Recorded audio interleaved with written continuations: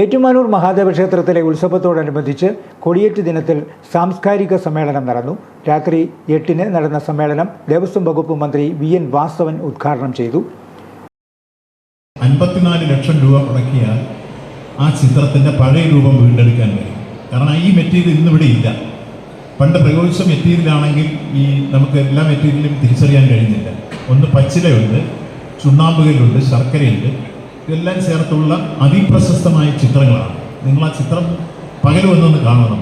ആ പകൽ വന്ന് കണ്ടാൽ ആ ചിത്രം അതേ രൂപത്തിൽ തന്നെ ഇപ്പോൾ അവർ പഴയ രൂപവും ഭാവവും നമുക്ക് വീണ്ടെടുത്ത് തന്നു ആർട്ടിസ്റ്റുകൾ.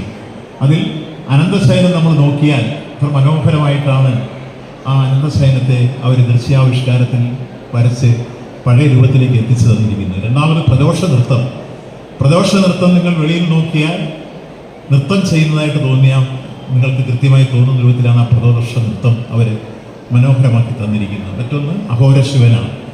അപ്പോൾ ഈ 3 മനോഹരമായ ചിത്രങ്ങളും ലോകപ്രശസ്തി ആർജിച്ച ചിത്രങ്ങളാണ്.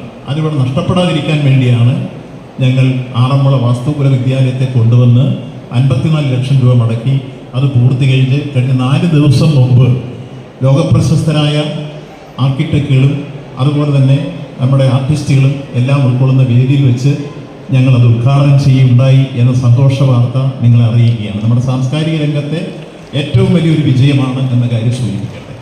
ഉപദേശക സമിതി പ്രസിഡന്റ് PK രാജൻ അധ്യക്ഷനായിരുന്നു. ചടങ്ങിൽ Guruvayur Devaswom board member Manoj B Nair മുഖ്യ അതിഥിയായിരുന്നു. ഡോക്ടർ വൈക്കം വിജയലക്ഷ്മി, നാഗസ്വര വിദ്വാൻ തിരുവിഴ ജയശങ്കർ, ക്ഷേത്രം അഡ്മിനിസ്ട്രേറ്റീവ് ഓഫീസർ S അഭിലാഷ് തുടങ്ങിയവർ സംസാരിച്ചു. ആചാരാനുഷ്ഠാനങ്ങൾക്ക് പ്രാമുഖ്യം നൽകുന്ന ഏറ്റുമാനൂർ ക്ഷേത്രോത്സവം നാടിൻ്റെ സാംസ്കാരിക പാരമ്പര്യം വിളിച്ചോതുന്നതാണെന്ന് മന്ത്രി VN വാസവൻ പറഞ്ഞു. വിശിഷ്ട വ്യക്തിത്വങ്ങളെ മന്ത്രി യോഗത്തിൽ ആദരിച്ചു.